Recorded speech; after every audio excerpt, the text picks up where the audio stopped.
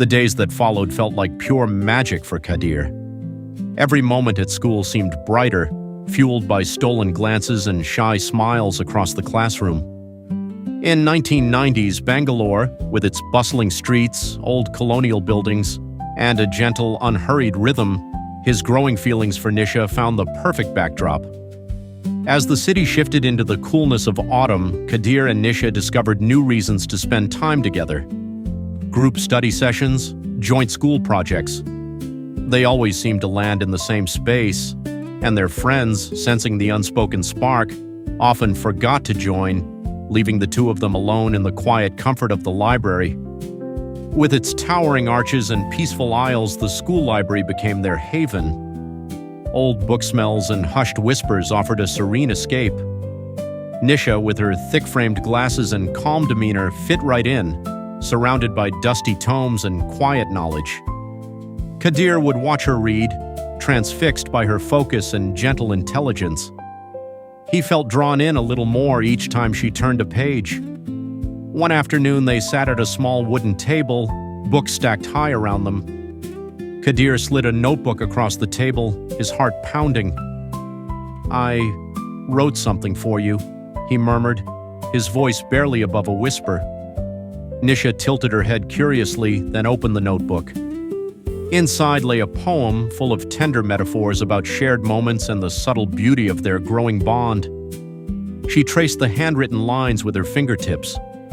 When she finally looked up, her eyes sparkled. "Kadhir, this is beautiful," she said, her voice warm and heartfelt. "No one's ever written anything like this for me." They spent the rest of the session in comfortable silence, both overwhelmed by unspoken emotion.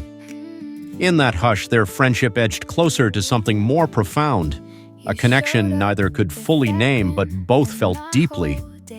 At school, lessons passed in a blur. Kadhir and Nisha would exchange brief hellos between classes in the library's corridors or beneath the sprawling banyan trees.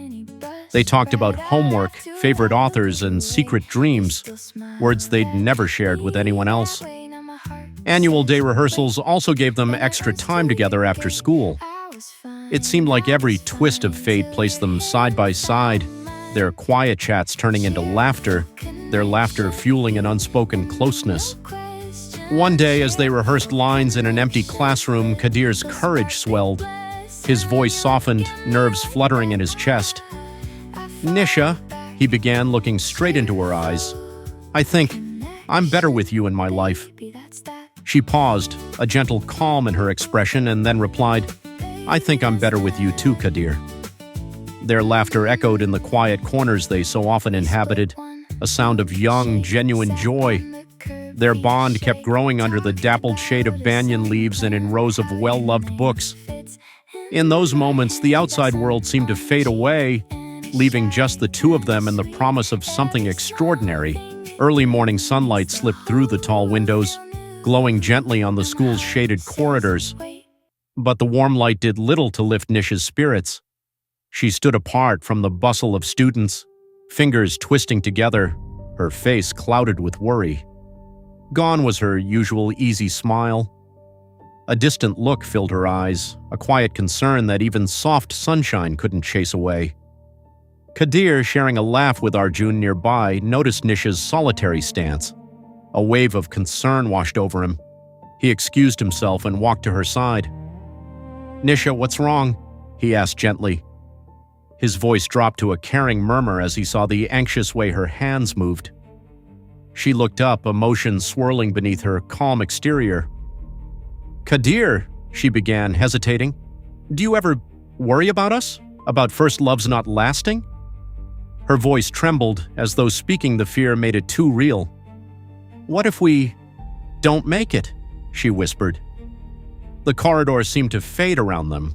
All the usual noise and chatter dimmed, leaving only her words echoing in the quiet space. Kadhir reached for her hands, offering warmth through his gentle grip. "Nisha," he said softly, "look at me." He waited until her gaze met his. A calm resolve shone in his eyes, chasing away some of her doubts. "We're not a movie, Nisha. We're real," he promised. "And I believe in us." more than anything. He squeezed her hands, the contact steady and reassuring. And this year, he continued, feeling a thrum of anticipation, my family's going to the Nataraja temple in Chidambaram, like we do every year, to strengthen our bonds. He inhaled, nerves fluttering. I want you to come with us one day, to see that part of my life, to share it with me. Nisha let out a soft breath, the meaning of his words sinking in. A temple wasn't just a casual invite, it was sacred, a place of blessings and silent vows. In Kadhir's steady gaze, she felt a quiet determination that soothed her fears. Her lips curved into a small, grateful smile. Thank you, Kadhir, she said, for believing in us when I forget to. The bell rang, echoing through the corridor, yet for a moment it barely touched them. They stood beneath the watchful branches of an ancient banyan in the schoolyard, sharing a promise that went unspoken but felt undeniably real. Days turned into weeks, and the idea of visiting the Nataraja temple became a glimmer of hope for Kadhir. He imagined Nisha there beside him, meeting his parents and taking in centuries-old traditions. Each day he was drifting into daydreams of that future moment, a picture of them folded into his family's rituals. When the long-awaited day finally arrived, Kadhir had to go without Nisha just this once. Still, he held her presence in his heart. The journey to Chidambaram unfolded in a hush of early morning light, the rolling countryside bathed in subtle gold. His mother cast him curious glances, as if sensing a new seriousness in her son's mind. Kadhir only smiled, his thoughts filled with images of Nisha walking by his side. Then came the sight of the Nataraja temple, its grandeur rising against the sky. Incense drifted through the air and temple bells sent out deep echoes that stirred something profound in Kadhir's chest. He paused in the courtyard, breathing in the reverence of this ancient place.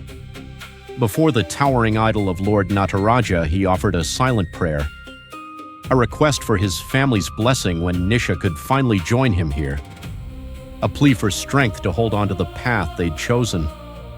His parents, quietly observing, sensed the shift in their usually light-hearted son.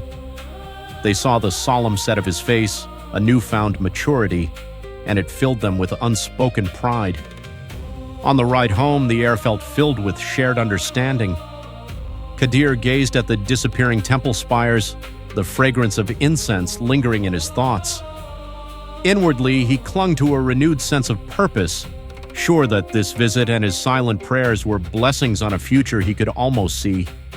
A future he hoped more than anything to share with Nisha. The sun dipped low on the horizon, painting the sky in soft gold as Kadhir and his family returned from the Nataraja temple in Chidambaram. Inside their quiet car, each person was lost in thought, still wrapped in the solemn peace of that sacred place. They reached their modest home in Bangalore.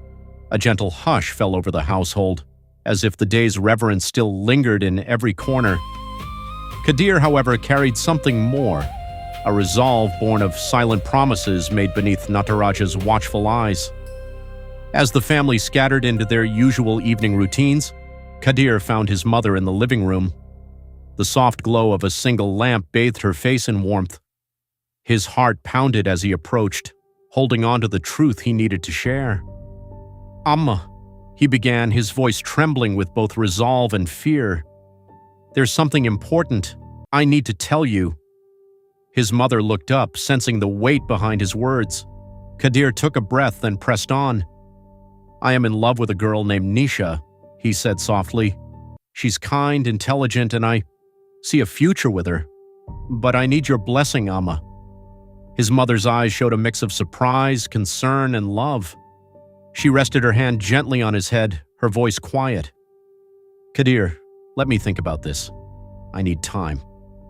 Suddenly, a gust of wind rattled the back door, left unlatched. It swung open with a low creak. In the fading twilight stood 4 shadowy figures, hands folded in silent respect. Their outlines were barely visible, yet something in their stance felt both familiar and unsettling.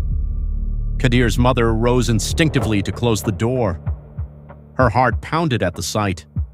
Then, before she could make sense of it, the silhouettes faded into the dusk, leaving behind only an eerie sense of déjà vu.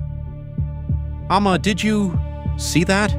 Kadhir whispered, his voice tight with unease. She nodded, a light tremble passing through her.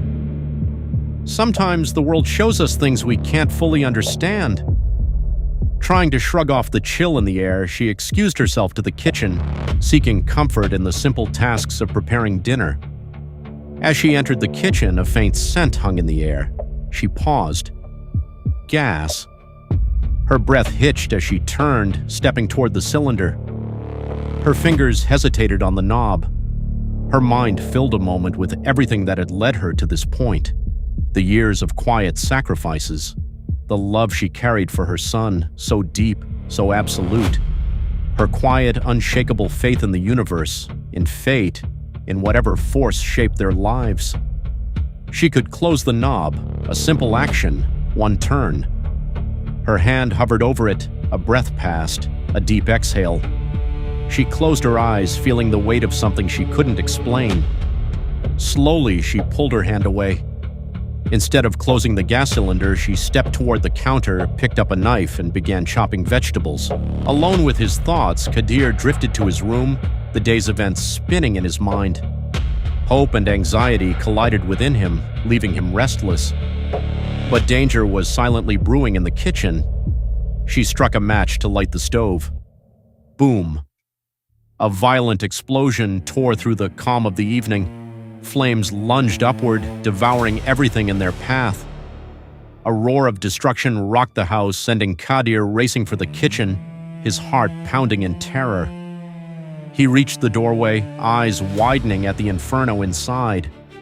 There stood his mother, surrounded by fire, her eyes pleading, yet helpless.